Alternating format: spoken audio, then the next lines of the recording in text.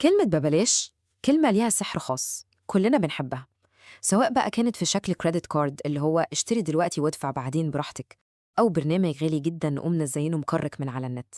للوهلة الأولى العرضين دول شكلهم مختلف تماما، بس الحقيقة إن في بينهم رابط خفي.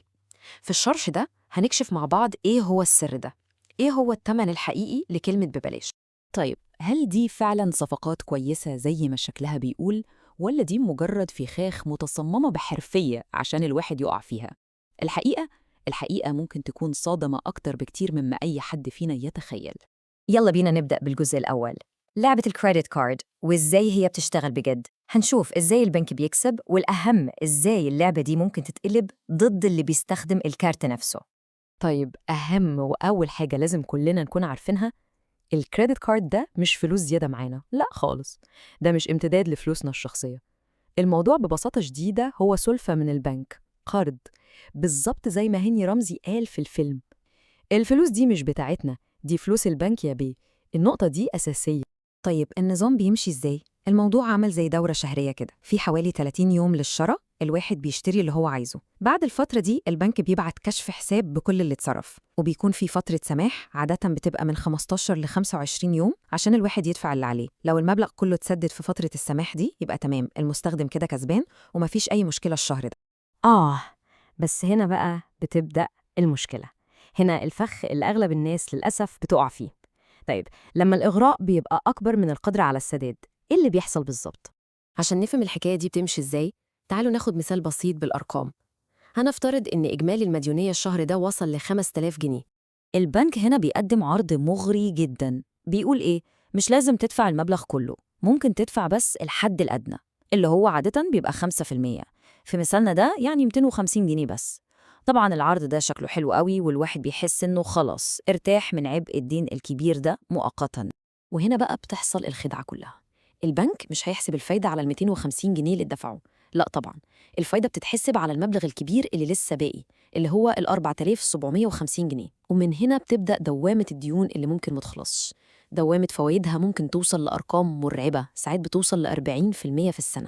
طيب، نفس فكرة اللعبة اللي ليها قواعد خفية دي بالظبط موجودة في عالم تاني خالص، عالم قرصنة السوفت وير. يلا بينا نشوف ازاي. وهنا بقى الصدمة الأولى. الشركات الكبيرة دي زي مايكروسوفت وأدوبي مش أغبياء خالص.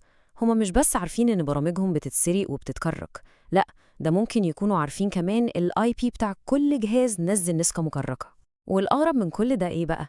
إنهم سايبين الموضوع ده يحصل بمزاجهم. والكلام ده مش مجرد تخمينات. شوفوا بيل جيتس بنفسه قال إيه سنة 98. قال طالما هم كده كده هيسرقوا برامج، إحنا عايزينهم يسرقوا برمجتنا إحنا. هم هيدمنوها وبعدين هنلاقي طريقة نلم بيها الفلوس في ال10 سنين الجايين. يعني الموضوع مش صدفة خالص، دي استراتيجية بيزنس متعمدة وطويلة الأجل، والقرصنة دي جزء أساسي من الخط. الخطة كلها بتظهر في رحلة المستخدم. القصة بتبدأ إزاي؟ طالب في الكلية عايز يتعلم على الفوتوشوب، فبينزل نسخة مكركة ببلاش، يقعد يشتغل عليها سنين لحد ما يتخرج ويبقى محترف فيها.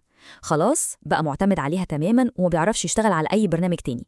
أول ما يروح يشتغل في شركة، الشركة دي هتكون مضطرة تدفع آلاف الجنيهات عشان تشتري له النسخة الأصلية اللي هو متعود عليها. هنا بقى المستخدم ما بقاش حرامي في نظرهم، لا، ده بقى استثمار طويل الأجل للشركة، استثمار نجح.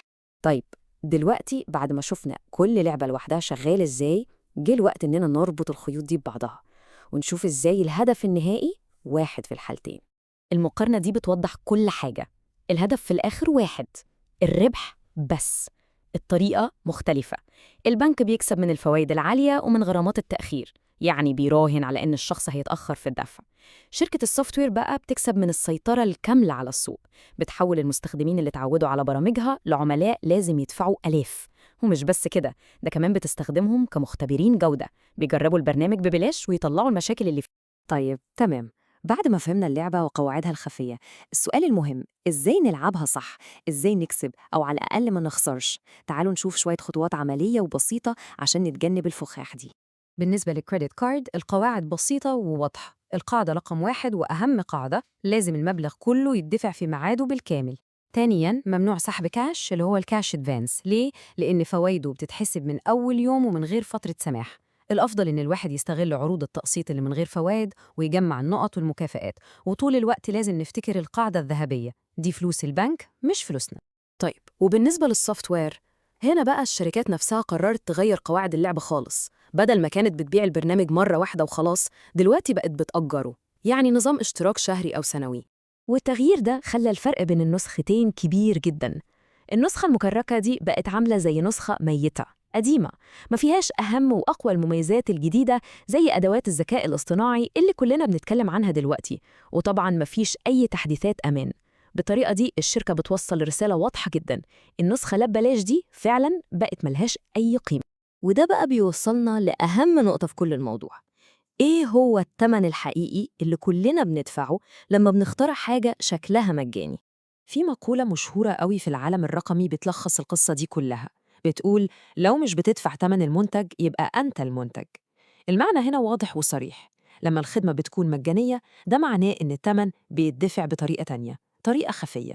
وهنا لازم نفتكر إن في لاعب تالت في اللعبة دي، لاعب محدش بياخد باله منه، الهاكر اللي عمل الكراك نفسه.